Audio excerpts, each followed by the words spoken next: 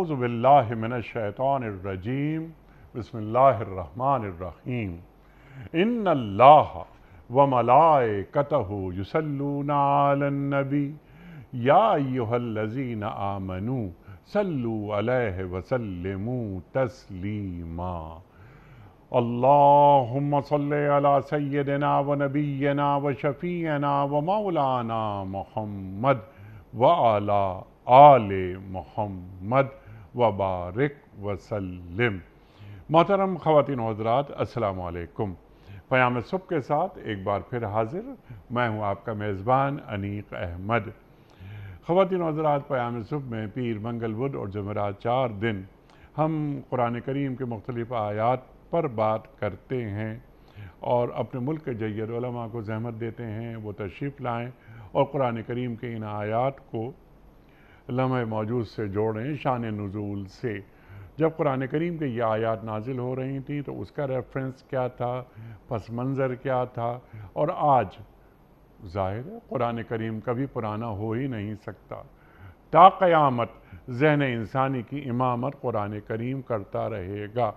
आज के इंसान से कुरान करीम किस किस अंदाज में मुखातबत कर रहा है, यह हमारे जय्यद उलमा हमें बताते हैं, सिखाते हैं। ख़वातीन व हज़रात, आज हम बात करवाएंगे सूरह बनी इसराइल की आयत नंबर 53 के हवाले से अपने मुल्क के एक मुमताज़ आलिम दीन से, स्कॉलर से। सरकार दो आलम सल्लल्लाहु अलैहि वसल्लम से अल्लाह मुखातबत फरमा रहा है। बात मेरी है, लेकिन मेरे महबूब मोहम्मद मुस्तफ़ा अहमद मुज्तबा सल्लल्लाहु अलैहि वसल्लम आप फरमा दीजिए।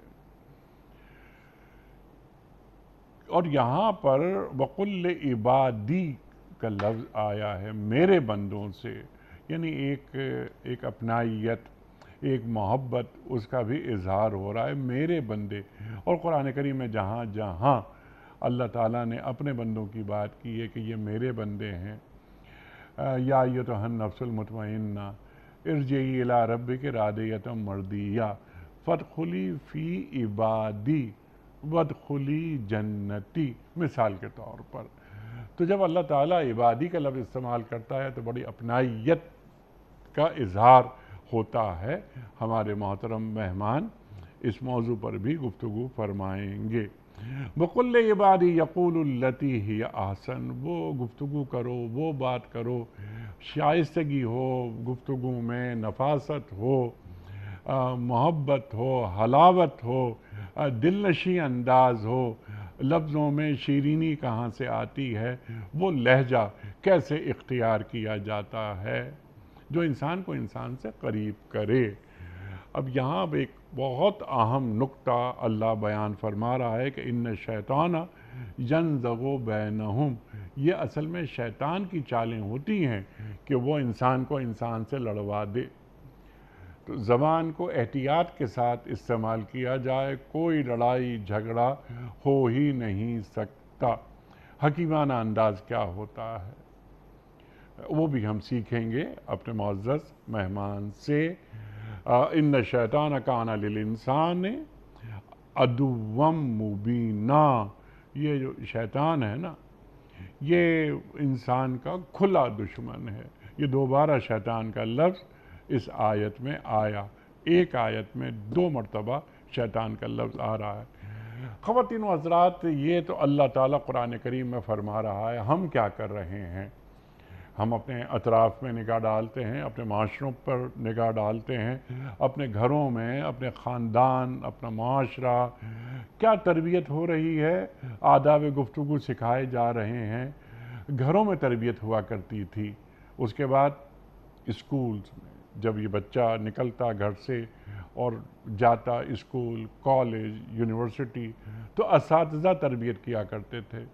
तो क्या घर में वो तरबियत हो रही है, यानी वालिदैन, और वालिदैन के साथ साथ दादा दादी, नाना नानी वग़ैरह वग़ैरह, पूरा ख़ानदान हुआ करता था जो बच्चों की तरबियत किया करता था और उन्हें बताता था कि देखो इस बात को, इस जुमले को तुम यूँ भी तो कह सकते थे। सख्ती निकल जाती थी जुमलों से, तहज़ीब दाखिल हो जाती थी। کیا ایسے معاملات ہمارے معاشروں میں ہیں یا نہیں؟ پھر شیطانی معاملات، اس پر بھی تفصیلی بات کروائیں گے کہ شیطان جو کہ انسان کا کھلا دشمن ہے، اس کی چالیں کیا کیا ہوتی ہیں، وہ انسان کو غصے میں کیسے لے آتا ہے، اور جب غصے میں انسان آ جاتا ہے تو پھر وہ اپنا آپ شیطان کے حوالے کر دیتا ہے۔ خواتین و حضرات، تشریف فرما ہیں اسلام آباد میں ہمارے ساتھ محترم ڈاکٹر حبیب الرحمان عاصم صاحب، جو کہ اس آیت کے ذیل میں ہماری تعلیم کریں گے۔ ڈاکٹر صاحب بڑا ممنون، بڑا شکر گزار، آپ تشریف لائے۔ ڈاکٹر صاحب پڑھاتے ہیں مختلف یونیورسٹیز میں، اور پوری زندگی آپ پڑھاتے ہی رہے، آج بھی پڑھا رہے ہیں۔ یہ تو پڑھانا، ٹیچنگ، یہ بھی ایک ایڈکشن ہے، بس آدمی پڑھتا رہتا ہے اور پڑھاتا رہتا ہے، کیونکہ پڑھانے کے لیے پڑھنا بھی بہت ضروری ہوتا ہے۔ اس موضوع پہ انشاءاللہ پھر کبھی بات ہوگی۔ ڈاکٹر حبیب الرحمان عاصم صاحب کو خوش آمدید کہتے ہوئے پروگرام کا آغاز اللہ تعالیٰ کے بابرکت نام سے سورہ بنی اسرائیل اور آیت نمبر 53 اعوذ باللہ من الشیطان الرجیم، بسم اللہ الرحمن الرحیم،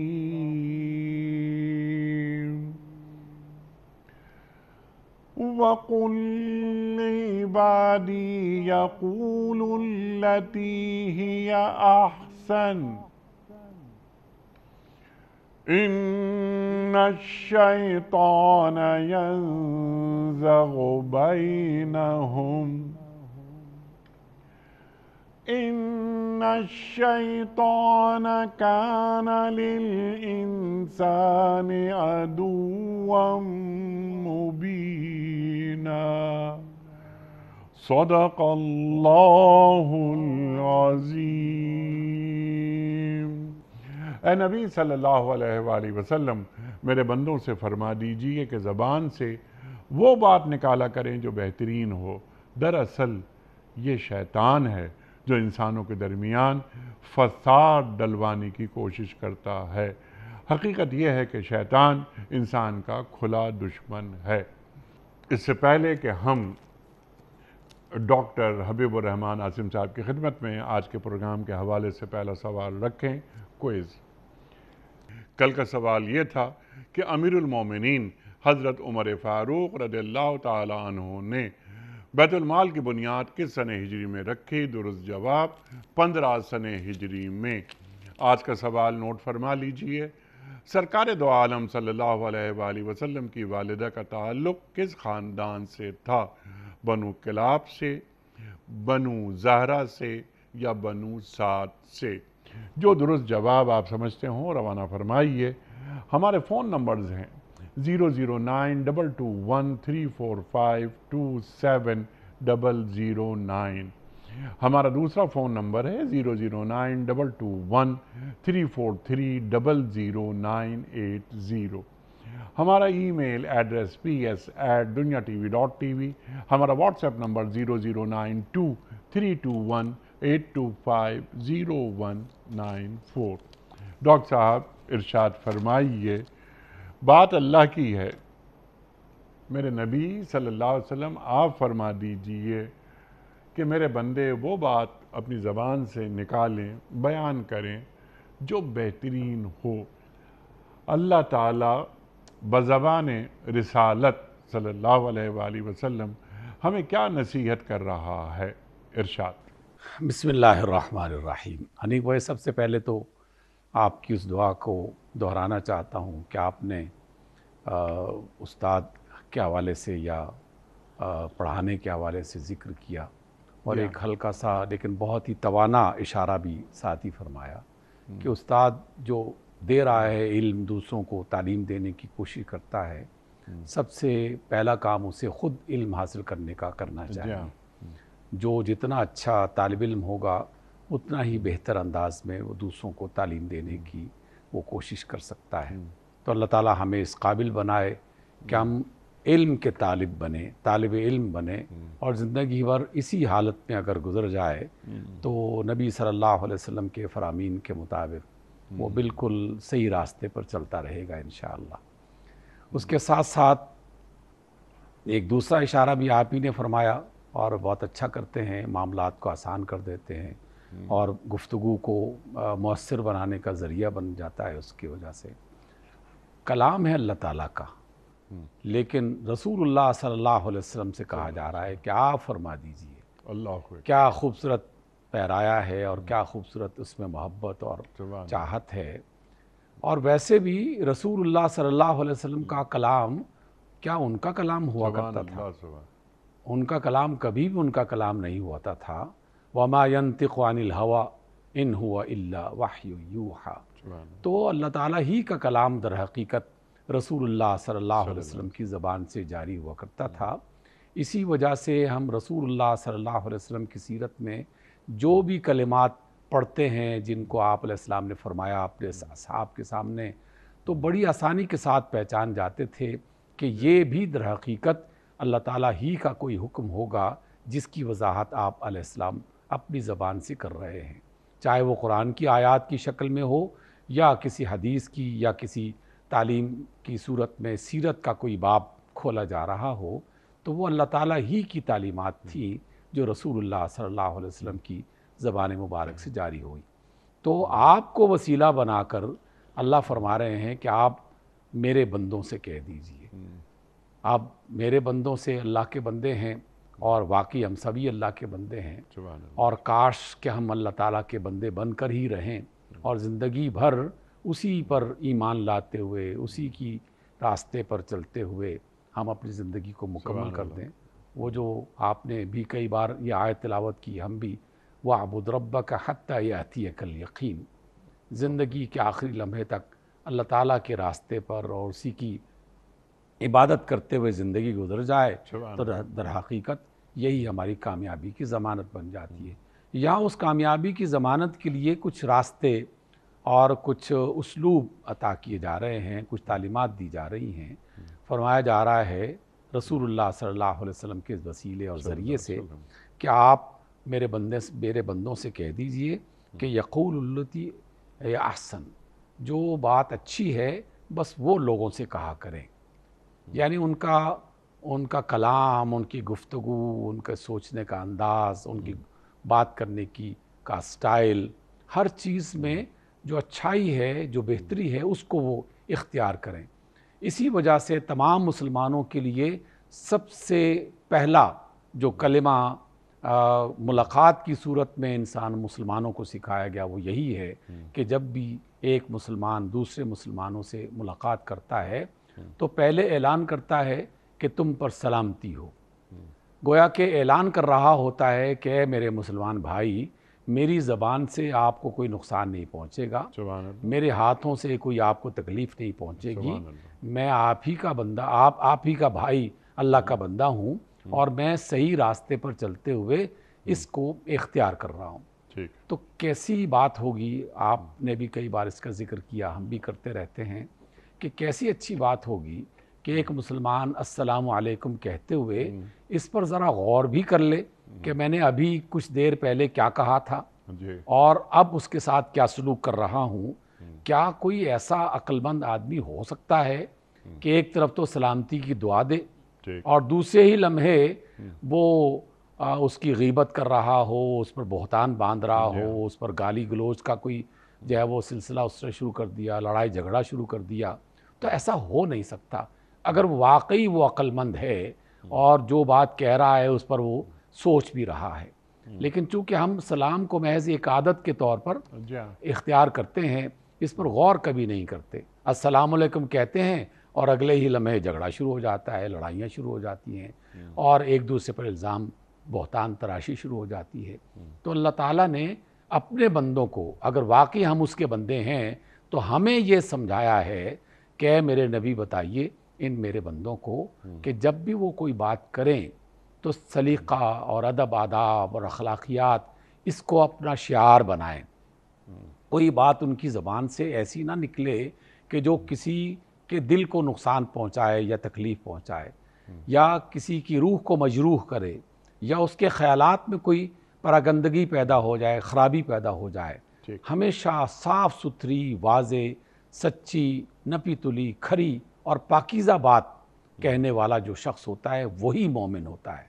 اس لیے اللہ کے بندے جب ہیں تو انہیں اپنی گفتگو کو، اپنے معاملات کو اور اپنے معاہدات کو اور اپنی باقی تمام زندگی کے جتنے بھی معاملات ہیں اس کو اچھائی کے ساتھ، سلیقے کے ساتھ، اخلاقیات کو مد نظر رکھتے ہوئے اس کا اختیار کرنا چاہیے۔ تو ہمیں یہ باقاعدہ حکم دیا گیا، میرے بندوں سے کہہ دیجئے۔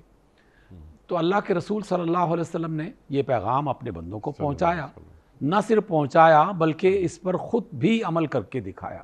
کئی ایسی مثالیں ہماری زندگی میں رسول اللہ صلی اللہ علیہ وسلم کی سیرت طیبہ کے حوالے سے بتانے کو ملتی ہیں۔ چند ایک مثالیں آپ کی خدمت میں اور آپ کے وسیلے سے اور اس پروگرام کے واسطے سے تمام سننے دیکھنے والوں کی طرف پہنچانا چاہتا ہوں۔ کیا ہم نہیں جانتے کہ رسول اللہ صلی اللہ علیہ وسلم تشریف فرما تھے، آپ کے ساتھ ابو بکر صدیق تشریف فرما تھے؟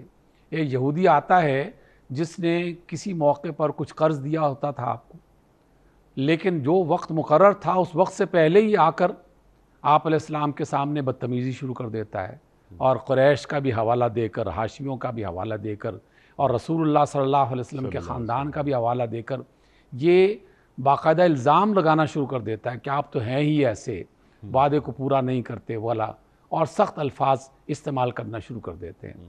ابو بکر صدیق کچھ دیر تو صبر کرتے ہیں، لیکن پھر ان کا غصہ بھی بالآخر جوش میں آ جاتا ہے اور وہ بھی اسی طریقے سے اس کا جواب دینا شروع کر دیتے ہیں۔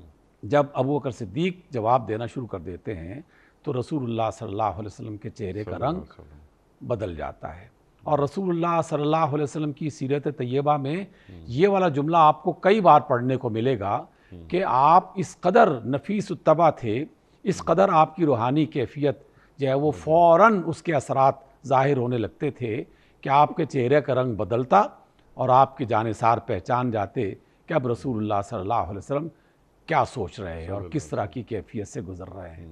تو رسول اللہ صلی اللہ علیہ وسلم کا چہرہ جب سرخ ہو گیا یا رنگ بدلا تو ابوبکر صدیق پریشان ہو گئے، پوچھنا شروع کر دیا، استغفار کرنا شروع کر دیا کہ یا رسول اللہ کیا گستاخی ہو گئی۔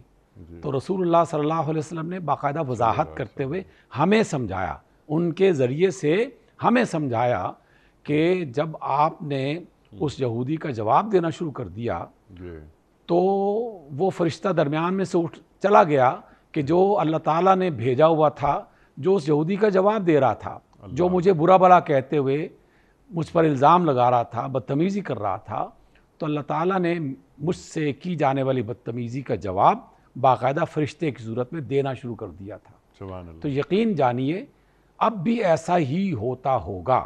اللہ کے رسول کے ساتھ جو ہوا تو وہ محض ایک مثال تھی کہ جب بھی کسی بندے مومن کے سامنے اس کا کوئی مخالف، اس کا کوئی دشمن، اس کا کوئی بدخواہ آ کے بدتمیزی کرنا شروع کر دے تو مومن کو کیا بتایا جا رہا ہے؟ مومن سے کہا جا رہا ہے کہ اللہ کی طرف سے کوئی نہ کوئی فرشتہ یقیناً اس وقت موجود ہوگا جو اس کا جواب دے رہا ہوگا۔ تم اپنی زبان کو جو ہے وہ گندا مت کرو، اپنی زبان میں کوئی غلط بات مت نکالو، اس زبان کو پاکیزہ رکھو۔ مومن کی علامت ہے کہ جب وہ بات کرتا ہے تو صاف ستھری بات کرتا ہے، پاکیزہ اسلوب اختیار کرتا ہے۔ تو ہمیں یہ تعلیم دی گئی۔ تو اس اعتبار سے یہ جو بات اس آیت میں بتائی گئی ہے، سورہ حامیم سجدہ میں بھی یہی بات کہی، اور دیگر مقامات پر بھی یہ بہت ساری آیات آپ کو مل جائیں گی۔ خود رسول اللہ صلی اللہ علیہ وسلم کی وہ حدیث جو اکثر سننے والے اور دیکھنے والے وہ اس بات کو باقاعدہ یاد کرتے ہیں، اس حدیث کو، اس کا ذکر کرتے ہیں کہ مسلمان کون ہوتا ہے؟ المسلم من سلم المسلمون من لسانہ و یدہ۔ مسلمان وہ ہے جس کی زبان سے اور جس کے ہاتھوں کے شر سے دوسرے مسلمان محفوظ رہتے ہیں۔ تو یہ بھی اسی کی طرف اشارہ ہے جو رسول اللہ صلی اللہ علیہ وسلم اس آیت کی صورت میں ہمیں بتا رہے ہیں، اور فرمایا کہ جو بہتر عمل ہے وہ اختیار کرو۔ اور اللہ تعالیٰ نے سورہ حامیم سجدہ ہی کی ایک دوسری آیت اس میں یہ بھی فرمایا کہ جب بھی تمہارے ساتھ کوئی برائی کرے تو اس برائی کو اچھائی کے ساتھ دور کرنے کی کوشش کرو۔ ادفع باللتی ہی احسن، سبحان اللہ۔ جو شخص تمہارے ساتھ زیادتی کر رہا ہے، چاہے بدزبانی کی شکل میں کر رہا ہو یا کسی اور شکل میں کر رہا ہو، تو اس کی جانے والی زیادتی جو ہے اس کو دور کرنے کے لیے یا اس سے خود بچنے کے لیے کیا طریقہ ہے کہ تم اس کے مقابلے میں اچھائی کرنا شروع کر دو، اس کے ساتھ بہتر سلوک کرنا شروع کر دو۔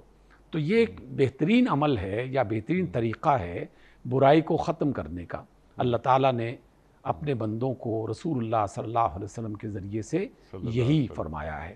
اسی آیت میں اللہ تعالیٰ نے یہ بات بھی ارشاد فرمائی اور اس کی مزید تفسیرات انشاءاللہ آپ کے سوالوں کی شکل میں دی جائیں گی۔ ڈاکٹر صاحب جیسے ابھی آپ فرما رہے تھے نا کہ ادفع باللتی ہی احسن، قرآن کریم ہمیں درس دے رہا ہے کہ یہ کسی کی برائی ہو اس کو بہترین، پھر احسن کا لفظ آیا ہے کہ بہترین انداز سے اس کو دفع کریں، اس برائی کو۔ انتقامی رویے، اگر تھوڑی سی برائی کسی نے ہمارے ساتھ کر لی تو ہم اس سے زیادہ برائی، اس سے زیادہ کوئی برا کام یا ایک انتقامی جذبے وہ اندر پیدا ہو جاتے ہیں۔ کیوں نہیں یاد رکھتے یہ بات کہ اللہ تعالیٰ ہمیں کس انداز سے نصیحت کرتا ہے، ہمیں کیسا دیکھنا چاہتا ہے۔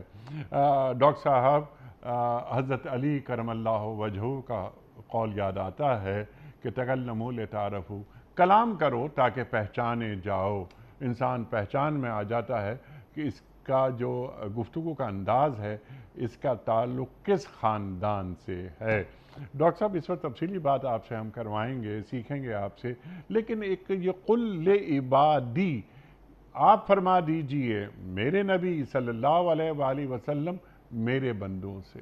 تو قرآن کریم میں جب بھی عبادی کا لفظ آیا، ڈاکٹر صاحب ذرا اس حوالے سے بات فرمائیے کہ کس پیار اور کس اپنائیت سے اللہ تعالیٰ اپنے بندوں سے مخاطبت کر رہا ہے؟ دیکھیے انیق بھائی، اس بات میں تو کوئی شک ہے ہی نہیں، اور ہر مومن کو اس بات پر یقین کامل ہونا چاہیے کہ اللہ تعالیٰ جس قدر اپنے بندوں سے محبت کرتا ہے اس قدر محبت کوئی اور کر ہی نہیں سکتا۔ اپنے بندوں پر شفیق ہے، مہربان ہے، محبت کرنے والا ہے، اور خاص طور پر وہ بندے جو اللہ تعالیٰ کو مانتے بھی ہوں اور اس کی عبادت کرنے کی کوشش بھی کرتے ہوں، حتیٰ کہ وہ بندے بھی جن سے تھوڑی بہت لغزش ہو جائے، خطا ہو جائے، کوئی غلطی ہو جائے، اور پھر بھی وہ فوراً پلٹ کے اپنے اللہ کو پکارنا شروع کر دیں، تو اللہ تعالیٰ کی محبت میں کئی گنا اضافہ ہو جاتا ہے۔ اللہ تعالیٰ اپنی مہربانی میں اور زیادہ بڑھنا شروع کر دیتا ہے، اس کا جو رحمت کا دریا ہے وہ پورے جوش میں آ جاتا ہے۔ تو اس اعتبار سے اپنے بندوں سے جس قدر اللہ محبت فرماتا ہے کوئی دوسرا کر ہی نہیں سکتا۔ سبحان اللہ۔ رسول اللہ صلی اللہ علیہ وسلم کی ایک روایت نہیں، بے شمار ایسی روایات ہیں جو اللہ کی محبت کی علامت کے طور پر پیش کی جاتی ہیں، اور ہمیں ان روایات کو جاننا چاہیے، اپنے دل میں جگہ دینی چاہیے، اپنے ایمان کا حصہ بنانا چاہیے۔ کیسی خوبصورت روایات ہیں کہ اللہ رب العزت اپنے کسی بندے کو دیکھتا ہے اور اپنے فرشتوں کو گواہ بنا کے بتاتا ہے کہ میرا فلاں بندہ، اس سے یہ گناہ سرزد ہو گیا تھا اور اس نے فوراً مجھے یاد کیا اور استغفار کیا۔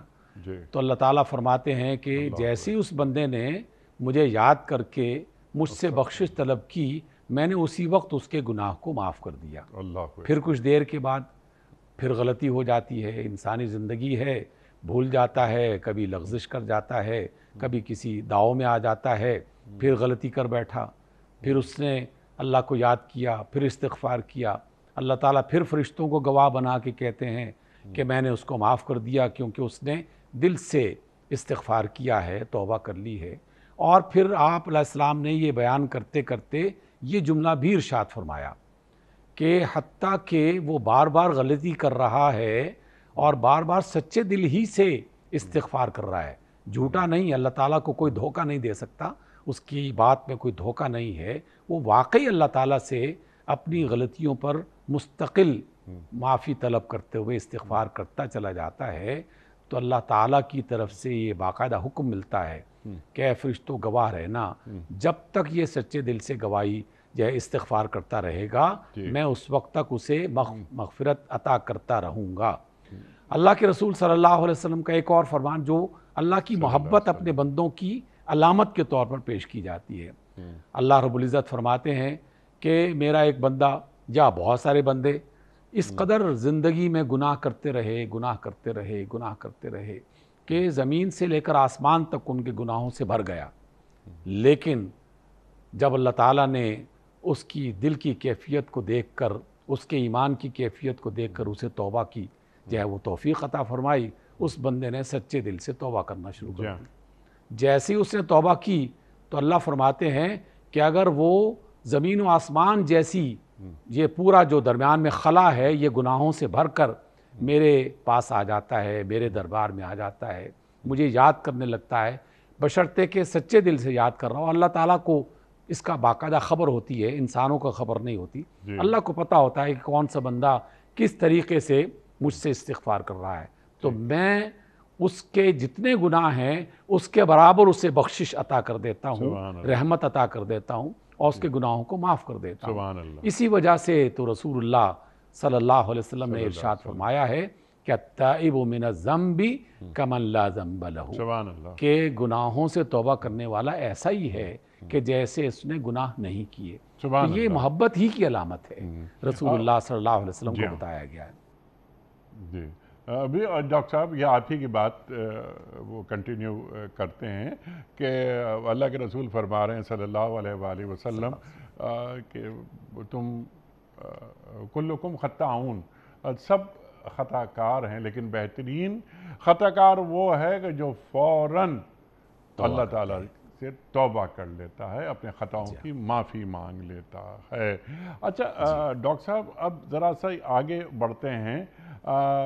اللہ تعالیٰ بیان فرما رہا ہے قرآن کریم میں کہ یہ شیطان ہے جو انسانوں کے درمیان فساد ڈلوانے کی کوشش کرتا ہے، اور حقیقت یہ ہے کہ شیطان انسان کا کھلا دشمن ہے۔ کئی جگہ اللہ تعالیٰ یہ بیان کر چکا ہے کہ شیطان انسان کا کھلا دشمن ہے۔ ہمارے علم میں ہے یہ بات کہ شیطان کھلا دشمن ہے ہمارا، تو پھر ہم اپنی انگلی شیطان کے ہاتھ میں پکڑوا کر خود اس کے پیچھے پیچھے کیوں چلنے لگتے ہیں؟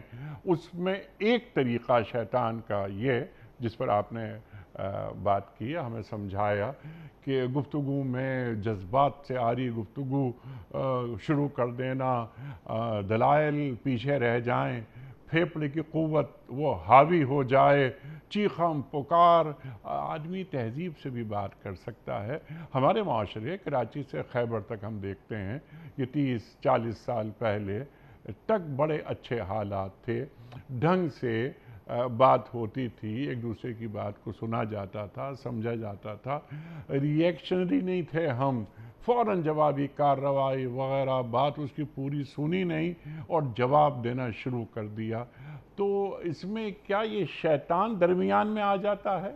دیکھیے اللہ تعالیٰ کی بات کے مقابلے میں کوئی بات ٹھہر نہیں سکتی۔ اللہ تعالیٰ نے بالکل واضح دو ٹوک انداز میں یہ بات، جیسے آپ نے بھی ذکر کیا، کئی بار اللہ نے خود فرمایا کہ شیطان تمہارا کھلا دشمن ہے۔ بار بار یہ بتائی جا رہی ہے بات کہ شیطان تمہارا کھلا دشمن ہے۔ ٹھیک ہے، تو یا تو ہم شیطان کو سمجھ نہیں پا رہے، اور یا پھر ہم اللہ تعالیٰ کی بات پر ایمان نہیں لا رہے کہ واقعی وہ شیطان کھلا دشمن ہے، اور ہم اسے دوست بنانے کی کوشش کرتے رہتے ہیں۔ تو جب اس نے بالکل واضح کر دیا کہ شیطان تمہارا کھلا دشمن ہے، تو عقل مند انسان کو چاہیے کہ اس کھلے دشمن کی چالوں سے باخبر رہے کہ شیطان کیا کچھ کر سکتا ہے اور کیا کرتا رہا ہے، اور آئندہ بھی اسی چال کو وہ استعمال کرتا ہے۔ یہ چالیں بھی بالکل واضح ہیں، ایسا نہیں ہے کہ اس کی چالیں کوئی پردہ راز میں اسے رکھی ہوئی ہیں، وہ ہر ایک انسان کے ساتھ بالکل اس طرح رسول اللہ صلی اللہ علیہ وسلم کے فرمان کے عین مطابق وہ گردش کرتا رہتا ہے، اس کے اندر گھومتا رہتا ہے، جیسے خون گردش کرتا ہے، جسم کے ایک ایک حصے تک خون کی وہ گردش پہنچتی ہے۔ تو شیطان بھی اسی طریقے سے انسان کو پورے طریقے سے ہر اعتبار سے ہر طرف سے گمراہ کرنے کی، گھیرنے کی کوشش کرتا ہے۔ کیا ہم اس بات کو فراموش کر چکے ہیں کہ اللہ تعالیٰ سے باقاعدہ اس کے دربار میں کہا تھا، اس شیطان نے، شیطانوں کے سردار ابلیس نے یہ کہا تھا کہ اللہ میں تیرے بندوں کو گمراہ کروں گا، آگے سے بھی، پیچھے سے بھی، دائیں سے بھی، پیچھے سے بھی، ہر طرف سے وہ کوشش کرتا رہتا ہے، اور وہ مسلسل مستقل مزاجی کے ساتھ شیطان اپنا کام کر رہا ہے. ایک بندہ مومن کو یا مسلمان کلمہ پڑھنے والے کو یہ سمجھنا چاہیے کہ شیطان اللہ کا دشمن، اسے جہنم میں جانے کی خبر مل چکی ہے، یقین ہے کہ اس نے جہنم میں جلنا ہے، تو اس کی بات کو پھر بھی وہ اختیار کر لیتا ہے، اللہ کی بات کو اختیار نہیں کرتا. تو اللہ تعالیٰ تو بالکل واضح انداز میں بتا رہا ہے کہ یہ تمہارا دشمن ہے، تو پھر اس دشمن کو سمجھنا چاہیے. یہ آپ نے جو باتیں بتائی ہیں، یہ ساری باتیں اسی کی وضاحت اور اس کی تشریح میں آتی ہیں. مثلا یہ بات آپ نے فرمائی اور بالکل بجا فرمایا، صرف کراچی کی بات نہیں ہے، پورے پاکستان میں ہر صوبے، ہر علاقے میں یہ ایسا ہوا کرتا تھا کہ ایک بزرگ جو ہے وہ پورے محلے کا بزرگ ہوا کرتا تھا. وہ کسی بھی بچے کو اگر ڈانٹ کر یا پیار سے کوئی بات سمجھاتا تو فوراً باقی لوگ بھی اس کی حمایت میں آ جاتے کہ یہ بزرگ نے جو کہا ہے یہ بالکل صحیح کہا ہے. اور بوڑھی اماں ہوتی تھی، وہ پورے محلے کی وہ بوڑھی اماں ہوتی تھی اور اس کی باقاعدہ عزت اور تکریم کی جاتی تھی، اور وہ پورے محلے کے بچوں کو اپنا بچہ سمجھتی تھی. اور اسی طریقے سے جو بزرگ تھے وہ بچوں کو اپنا بچہ سمجھتے تھے. تو اب دیکھیے، محلے کی بات تو دور کی ہے، اپنے گھر کے اندر جو بزرگ ہیں وہ بھی آہستہ آہستہ اس حالت میں پہنچ چکے ہیں کہ لوگ اس کی بات کو نہیں سنتے. اور وہ بزرگ بھی جو ہے وہ اپنے آپ کو بچانے کے لیے وہ گوشہ تنہائی میں جا کر زندگی اپنے آپ کو بچانے کے لیے بچانے کے لیے، اپنی عزت کو بچانے کے لیے، اپنی عزت کو بچانے کے لیے. دیکھیے وہی بات ہے نا کہ عزت ہی تو انسان، جسم تو نہیں صرف انہوں نے اکیلا ہوتا. ٹوکنا ہی چھوڑ دیا. ٹوکنا چھوڑ دیا. جس طرح بس یہ بچے کر رہے ہیں کرنے دو، اگر ہم انہیں ٹوکیں گے روکیں گے تو یہ ہماری بات بھی نہیں سنیں گے، اور بلکہ ہم سے بدتمیزی پہ اتر آئیں گے کہ آپ کو نہیں معلوم، نیا زمانہ ہے، نئے انداز ہیں، آپ پرانی اقدار کو لے کے بیٹھے ہوئے ہیں. تو ڈاکٹر صاحب میں بالکل زمانہ اسی اعتبار سے بدلا کہ یہ بچہ جو 18 سال کی عمر میں زبان چلا رہا ہے، ایک دن میں تو 18 سال کا نہیں ہوا نا. تو جب یہ بچہ 2 سال کا تھا، 3 سال کا، 4 سال کا، تو تربیت میں کہیں نہ کوئی نقص ضرور ہے.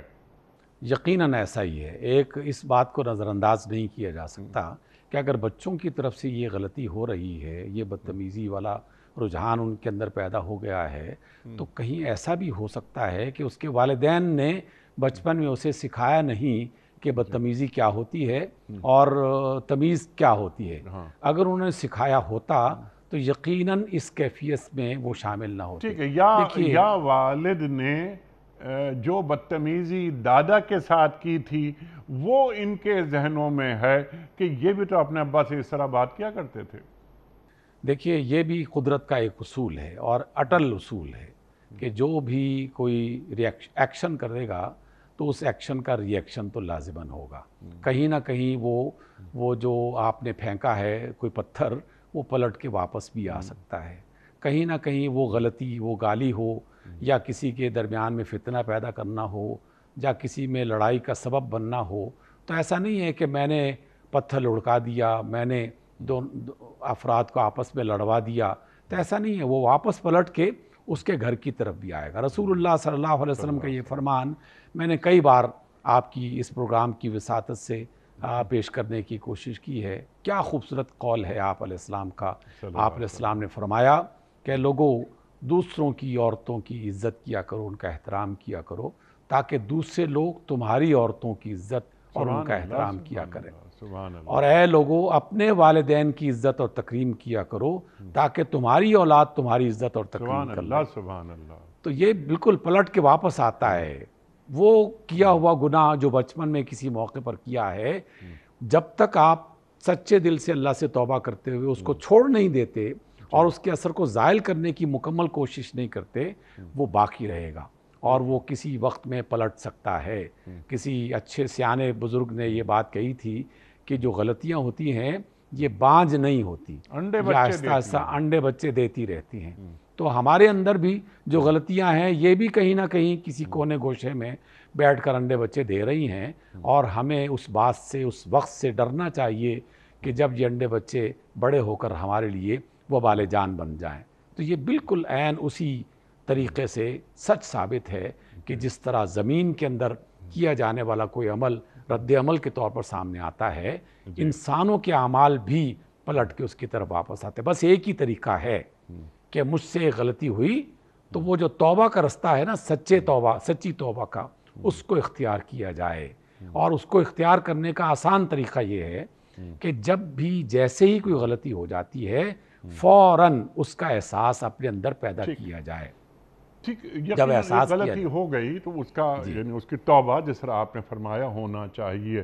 لیکن ڈاکٹر صاحب ذرا کچھ بتائیے ہمیں، سکھائیے کہ ہمارے معاشروں کی تطہیر کیسے ہو، ان کی تعمیر کیسے ہو۔ یہ جو آداب گفتگو، قولوا للناس حسنا، ذہن میں آتی ہے یہ آیت، اور للناس کی بات ہو رہی ہے کہ صرف اہل ایمان سے بہترین انداز سے بات نہیں کرو، انسانیت سے بہترین انداز سے گفتگو کرو۔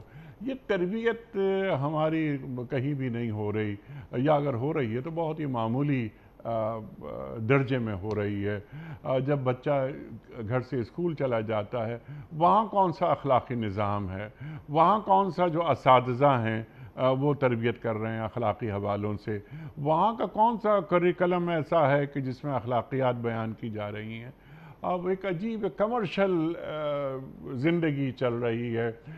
ایون یہ کہ جب ہم علماء کی بات کرتے ہیں، ہم یہ مذہبی قیادتیں ہیں ہماری، یا مساجد ہیں، جمعے کے خطبے ہیں، ان میں یہ بات کہ صاحب اخلاق اخلاق اخلاق، جس میں اخلاق کا ایک کونا ہے آداب گفتگو۔ انما بعثت لاتمم مکارم الاخلاق وانک لعلی خلق عظیم۔ ہم پڑھتے رہتے ہیں، آپ بیان کرتے رہتے ہیں، اور گفتگو ہو رہی ہے، مسلسل ہو رہی ہے گفتگو، لیکن اس کے اثرات نظر نہیں آتے جتنے نظر آنے چاہیے تھے۔ یہ اس پر کوئی یعنی شمع روشن کیوں نہیں ہو رہی، کیوں نہیں گفتگو ہو رہی؟ داعی دین کو غصہ، یعنی سید ابوالعالیٰ مودودی کا قول ہے، سبحان اللہ سبحان اللہ، کہ دین پیش کرنے والے کو تو غصہ آنا ہی نہیں چاہیے۔ جی بالکل ایسا ہی۔ اللہ اکبر، تو دین پیش غصہ کر رہا۔ جی ڈاکٹر صاحب۔ غصہ اگر ایک دروازے سے داخل ہوتا ہے تو عقل دوسرے دروازے سے باہر نکل بہت جاتی ہے۔ اچھا، سبحان اللہ تو جو استاد لوگوں کو عقل سکھانا چاہتا ہے اگر وہ بھی غصے میں آ جائے جی تو یقیناً وہ عقل کی بات کیسے پہنچا سکتا ہے؟ وہ تو اس کے دل سے فوراً نکل جاتی ہے۔ میں اپنے دوستوں سے اکثر یہ کہتا رہتا ہوں جب بھی موقع ملتا ہے، استادوں سے اور ان کے جو مختلف گروپس ہیں، مختلف تنظیمیں ہیں، جہاں کہیں موقع ملتا ہے، ایک جملہ جو ہے اللہ تعالیٰ اس کی ہمیں بھی توفیق دے، اور میں خود کوشش کرتا ہوں اللہ تعالیٰ کی توفیق سے اور اس کے احسان کی بنیاد پر کہ خود میں اس پر مکمل طور پر عمل کروں۔ دوستوں سے یہ کہتا ہوں، اپنے استاد جو لوگ ہیں ان سے، اپنے کلیگز، کہ آپ ایک استاد کے طور پر جب کسی کلاس روم میں جاتے ہیں تو آپ ایک انسان ہیں، آپ کی دو آنکھیں ہیں، آپ بہت سارے طلباء کو دیکھ رہے ہوتے ہیں، لیکن آپ کی آنکھیں صرف دو ہی ہیں، جبکہ 80 آنکھیں آپ کو دیکھ رہی ہوتی ہیں، جی ہاں وہ آپ کی ہر حرکت کو نوٹ کر رہی ہوتی ہیں۔ کوئی استاد اپنے طلباء سے چھپ نہیں سکتا، اپنے آپ کو چھپا نہیں سکتا۔ بالکل اسی طریقے سے جیسے استاد اپنے طلباء کے سامنے بالکل آشکار ہوتا ہے، ایک دن نہیں، دوسرے دن نہیں، تیسرے دن پتہ چل ہی جائے گا کہ یہ استاد کس قماش کا ہے، کس انداز میں بات کرتا ہے، اس کا اپنا طرز عمل کیا ہے۔ بالکل اسی طرح میں پورے یقین کے ساتھ کہہ سکتا ہوں، اور جو ہے وہ جان کی امان پاتے ہوئے کہہ سکتا ہوں کہ ہمارے تمام علماء جو مسجدوں کے ائمہ ہیں انہیں بھی جان لینا چاہیے کہ وہ کوئی خفیہ خزانہ نہیں ہے کہ بس وہ آئے مسجد میں، اس نے خطبہ دے دیا اور لاؤڈ سپیکر کے ذریعے سے اپنی آواز پہنچا دی تو بس وہی چیز لوگوں تک منتقل ہو رہی ہے۔ نہیں، وہ باقاعدہ ایک انسان ہے، وہ لوگوں کے درمیان میں آئیں گے، معاملات کریں گے، دیگر لوگوں سے بات چیت کریں گے، تو چند ہی دنوں کے اندر اس عالم کی، اس امام صاحب کی شخصیت لوگوں کے سامنے آشکار ہو جائے گی، اس کی بے شمار باتیں لوگوں کو پتہ چل جائیں گی۔ اور میں بہت افسوس کے ساتھ یہ بات کہتا ہوں کہ بے شمار ایسے علماء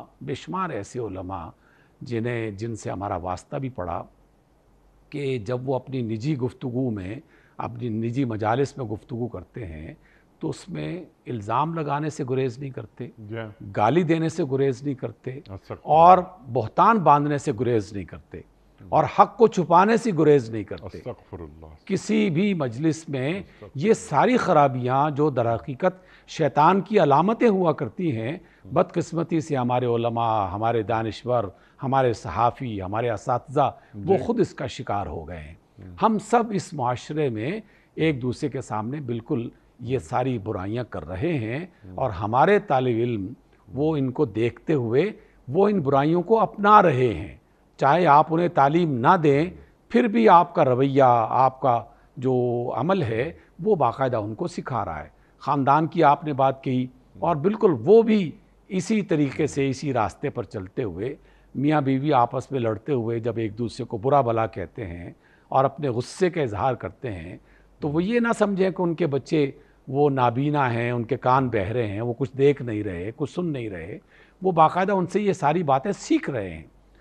کسی بھی گھرانے کا کوئی والد یا اس کی والدہ اگر وہ کوئی غلط کام کر رہی ہے تو اس کے بچے اس کو جانتے ہیں، جی ہاں بے شک اس کو ظاہری طور پر بیان نہ بھی کر سکتے ہوں کسی بھی وجہ سے، خوف ہو یا عزت ہو یا کوئی بھی وجہ ہے، لیکن ایسا نہیں ہے کہ بچے ان سے واقف نہیں ہیں۔ آج کے دور میں ایک اور بات وہ بھی سبھی کو پتہ ہونی چاہیے، اور اس میں احتیاط کرنی چاہیے ہم سب کو بھی۔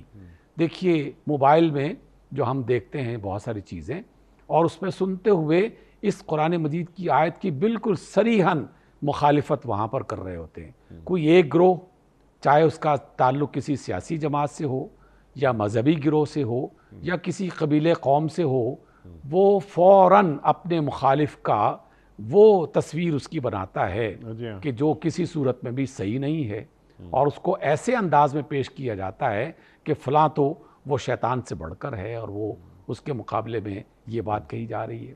تو شیطان جو ہے وہ تو دو بھائیوں کو آپس میں لڑا کر جتنا خوش ہوتا ہے، جی میاں بیوی کو آپس میں لڑا کے جتنا خوش ہوتا ہے، وہ تو اس کا تو اندازہ نہیں لگایا جا سکتا۔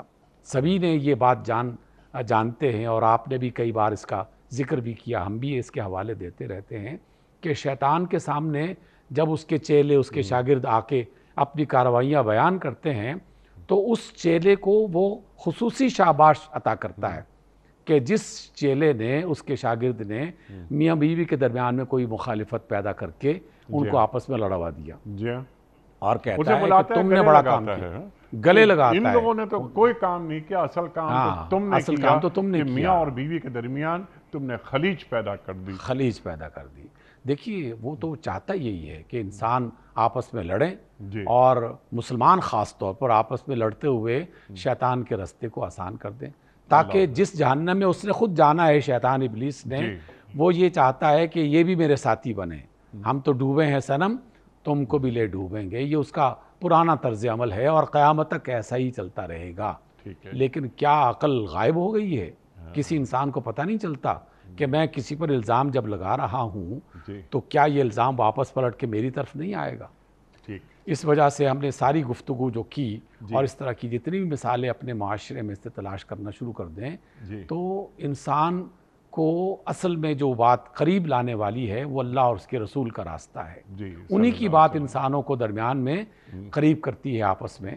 جو شیطان کا راستہ ہے وہ تو پھوٹ پیدا کرتا ہے، وہ تو نفرتیں پیدا کرتا ہے، ڈاکٹر وہ غصہ صاحب پیدا ٹو کرتا ہے۔ ڈوز کے حوالے سے یعنی کرنے کا کام آپ نے ذکر بھی کیا تھا، ایک حدیث آپ نے بیان فرمائی تھی، تو اس کا آخری حصہ میں بیان کر دیتا ہوں اور پھر آپ سے آپ کی خدمت میں سوال رکھتا ہوں۔ ٹو ڈوز آپ نے فرمایا ہے نا، صحابہ سے گفتگو ہو رہی ہے رضوان اللہ تعالی اجمعین سے، تو آپ فرما رہے ہیں صلی اللہ علیہ وآلہ وسلم کہ ہر انسان کے بدن میں شیطان دوڑتا ہے جس طرح انسان کے بدن میں خون دوڑتا ہے۔ آپ نے اس کا حوالہ دیا اور بہت اچھا حوالہ دیا۔ تو صحابی نے سوال کیا کہ ہر انسان کے بدن میں شیطان دوڑتا ہے، اس کے خون میں؟ تو آپ نے فرمایا جی بالکل، ہر انسان کے بدن۔ تو اس صحابی نے سوال کیا کہ دیکھیے کیا اب اس کو کیا کہا جائے کہ کتنا بڑا سوال، اے اللہ کے رسول صلی اللہ علیہ وآلہ وسلم، کیا آپ کے بدن میں بھی تو اللہ کے رسول فرماتے ہیں صلی اللہ علیہ وآلہ وسلم کہ ہاں میرے بدن میں بھی، لیکن میں نے اپنے شیطان کو مسلمان کر لیا۔ اللہ اکبر۔ انیف بھائی، اس میں دو باتیں سیکھنے کی ہیں، جاننے کی بھی ہیں اور سیکھنے کی بھی ہیں۔ صرف جاننا کافی نہیں ہے، جانتے تو ہم بہت کچھ ہیں لیکن سیکھ نہیں رہے۔ اصل میں کمی اسی بات کی ہے۔ تو آپ علیہ السلام کا یہ فرمان اور صحابی کا یہ سوال اٹھانا، یہ پہلی بات یہ سکھا رہا ہے کہ آپ علیہ السلام نے اپنے صحابہ کو، اپنے شاگردوں کو، اپنے مریدوں کو یا اپنے چاہنے والوں کو یہ طریقہ سکھایا جی ہاں، کہ جب بھی کوئی بات سمجھ میں نہ آئے تو سوال کیا جائے۔ ٹھیک، ہمارے اہل علم نے سوال کرنے پر بندش لگا دی ہے اور اسے اخلاقیات کے دروازے کے سامنے لٹکا دیا ہے جی کہ خبردار یہ دروازہ کھولا تو یہ بہت بڑی ہتک ہو جائے گی، کسی کی بے عزتی ہو جائے گی۔ استاد کے سامنے سوال اٹھانا یہ تو بدتمیزی ہے اور اس کی اجازت نہیں دی اچھا جا ڈاکٹر سکتی۔ صاحب یہ فرمائیے آپ کہ اپنے شیطان کو مسلمان ہم کیسے کریں؟ جی، اس کا پہلا دروازہ یہی ہے جس کی طرف میں اشارہ کر رہا ہوں کہ اپنے شیطان کو مسلمان کرنے کا طریقہ صرف اور صرف یہ ہے کہ رسول اللہ صلی اللہ علیہ صلی وسلم اللہ نے علیہ وسلم، جو طریقہ اپنی زندگی میں بسر کیا اور طریقہ اپنایا تو وہ ان کی زندگی کے لیے نہیں تھا، وہ ہماری زندگی کو سنوارنے کا ایک ذریعہ تھا۔ سبحان اللہ، اس لیے سیرت طیبہ ہی کو پڑھ کر ہم شیطان کے ان چالوں سے محفوظ رہ سکتے ہیں۔ جی تو جیسے میں ابھی ذکر کر رہا ہوں اور اس کو تھوڑی سی وضاحت کے ساتھ، ہلکی سی وضاحت کے ساتھ، کہ سوال اٹھانے کو اپنے لیے وبال جان نہ سمجھا جائے۔ ٹھیک، علماء سوال کرنے سے روکتے ہیں، جی اساتذہ سوال کرنے سے روکتے ہیں، اہل علم سوال کرنے سے روکتے ہیں۔ ٹھیک، ہاں، یہ بات درست ہے، یہ سکھانا چاہیے کہ سوال اس وقت کیا جائے جب آپ سیکھنا چاہتے ہیں، جب آپ پوچھنا چاہتے ہیں، جب کسی چیز کی واقعی وضاحت کرنا چاہتے ہیں۔ اس لیے میں جب کلاس میں داخل ہوا، ایک بڑی کلاس میں داخل ہوا تھا، تو پہلے روز استاد نے بلیک بورڈ پر ایک جملہ لکھا تھا اور فرمایا تھا کہ سل تفقہن ولا تسأل تعنتن۔ یہ جملہ ہم نے یاد کر لیا۔ جب اس کا معنی پتہ چلا تو اس کا معنی یہ تھا کہ سمجھنے کے لیے، سیکھنے کے لیے سوال کیا کرو، تنگ کرنے کے لیے سوال نہ کیا کرو، جی، پریشان کرنے کے لیے سوال مت کیا یا کرو، استاد کا علم چیک کرنے کے لیے یا سوال چیک کرنے نہیں کے لیے، کرو۔ وہ پریشان ہی ہوگا ڈاکٹر نا۔ صاحب میں آپ کا بڑا ممنون، بڑا شکر گزار۔ وقت مکمل ہو گیا ہمارے آج کے پروگرام کا۔ ہمیشہ کی طرح آج بھی ہم نے آپ سے بہت سیکھا ڈاکٹر صاحب۔ خواتین و حضرات، سورہ بنی اسرائیل آیت نمبر 53، آپ آداب گفتگو، شائستگی لہجے میں کیسے پیدا ہوتی ہے، ٹو ڈوز کرنے کے کام ڈاکٹر صاحب نے بیان فرمائے۔ ہمارے گھروں میں اولاد کی تربیت ہو، اساتذہ بچوں کی تربیت کریں، لیکن اس کے لیے پہلے اساتذہ کا تربیت یافتہ ہونا بہت ضروری ہے، اور ہمارے علماء، ہمارے اہل علم، وہ یقیناً ایک خود تربیت گاہیں ہیں، وہ لوگوں کو بتائیں، آداب گفتگو سکھائیں، حکمت کے موتی نچھاور کریں۔ انشاءاللہ کسی اور پروگرام میں اس موضوع پر مزید گفتگو ہوگی۔ کوئز، کل کا سوال ہمارا یہ تھا کہ امیر المومنین حضرت عمر فاروق رضی اللہ تعالی عنہ نے بیت المال کی بنیاد کس سنہ ہجری میں رکھی؟ درست جواب 15 سنہ ہجری میں۔ آج کا سوال نوٹ فرما لیجئے۔ سرکار دو عالم صلی اللہ علیہ وآلہ وسلم کی والدہ کا تعلق کس خاندان سے تھا؟ بنو کلاب سے، یا بنو زہرہ سے، یا بنو سعد سے؟ جو درست جواب آپ سمجھتے ہوں روانہ فرمائیے۔ ہمارے فون نمبرز ہیں 009221345270009۔ ہمارا دوسرا فون نمبر ہے 009221343000980۔ ای میل ایڈریس ہمارا ps@duniatv.tv۔ ہمارا واٹس ایپ کا نمبر ہے 009232182500194۔ وقت قرآن اندازی کا، اور یہ میری ذمہ داری کیونکہ کراچی میں کوئی مہمان نہیں، یہ ہیں فضا معراج اسلام آباد سے، فضا معراج اسلام آباد سے۔ محترمہ فضا صاحبہ، آپ کی خدمت میں دنیا ٹی وی کی جانب سے دینی کتب پر مشتمل گفٹ ہیمپر آپ کے گھر بذریعہ کوریئر روانہ کیا جا رہا ہے۔ آپ کو بہت بہت مبارک ہو۔ پیام صبح کا اختتام ہوتا ہے روزانہ ایک قول پر، اور وہ قول ہوتا ہے صاحب نہج البلاغہ امیر المومنین حضرت علی مرتضیٰ کرم اللہ وجہہ کا۔ آپ فرماتے ہیں انسان کی قدر و قیمت اس کی ہمت کے اعتبار سے ہوتی ہے۔ سبحان اللہ، سبحان اللہ۔ انسان کی قدر و قیمت اس کی ہمت کے اعتبار سے ہوتی ہے۔ خواتین و حضرات، اپنے میزبان انیق احمد کو کل تک کے لیے اجازت دیجیے۔ خدا حافظ۔